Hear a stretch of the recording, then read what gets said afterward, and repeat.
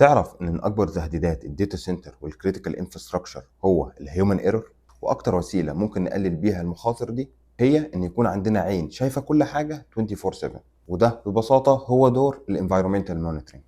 الداتا سنتر في الاساس ميشن كريتيكال فاسيلتي، يعني لازم تفضل شغاله بدون اي توقف ولا لحظه واحده، لان اي داون تايم بسيط ممكن يكلفك ملايين ويأثر على كل حاجه حوالينا. وهنا بيجي السؤال، مين اللي بيراقب وازاي نضمن ان الانفايرمنت ثابته وامنه؟ عندنا نظامين رئيسيين، البي ام اس بيلدينج مانجمنت سيستم، وده المسؤول عن البنيه التحتيه الاساسيه، التكييف اتش فاك، الجنريتورز، اليو بي اس، كل الفاسيلتيز. البي ام اس بيخليك تعرف ان المبنى شغال في وضع امن. الدي سي اي ام داتا سنتر انفراستراكشر مانجمنت، وده المستوى الاعلى، مش بس بيراقب لكن بيربط البيانات، بيحللها وبيطلع لك انسايتس من اول الراك لحد الباور والكولينج، وبيوصل لحد مؤشرات الاداء الكي بي ايز زي البي او اي. الدي سي اي ام بيحول المونيتورنج من استجابه لعطل لتخطيط وتوقع للمستقبل.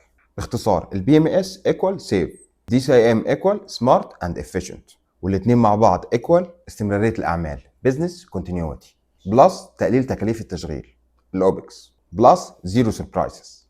كلام جميل، بس خليني اقول لك نقطه من خبرتي الشخصيه. الموضوع ده مفهوم وواضح، كله على علم بيه في الداتا سنترز الكبيره، ولا يغفل عنه احد تقريبا. لكن للاسف في شركات كبيره ومؤسسات كتير عندها اي تي رومز صغيره او داتا سنترز صغيره او حتى اي تي رومز كبيره، ولكن مفيش عندهم انفايرمنتال مونيتورنج اصلا. وللاسف بيغفلوا قد ايه النظام ده ممكن يوفر عليهم وقت، فلوس، وداون تايم كارثي. طيب نراقب ايه بالظبط؟ التمبريتشر والهيوميديتي في الزونز المختلفه، اليو بي اس ستاتس، الووتر ليكج، الفاير سبريشن، الاير كونديشننج، والستاند باي جنريتورز، واهم حاجه تخزين الالارمز لوجز، بلس الترندز للتحليل واتخاذ قرارات صح. الهدف انك تقدر بنظره واحده تعرف ان كل حاجه في الداتا سنتر مستقره، سواء داتا سنتر واحده او حتى كذا داتا سنتر في لوكيشنز مختلفه. وانا اصلا جاي من باك جراوند اوبريشن، وباكد لك الدي سي اي ام والبي ام اس دول اصدقاء شيفت الليل، وبيخلوك مطمن ان اول ما يحصل الارم او كونديشن خطير الشخص المناسب هيوصل له التنبيه فورا.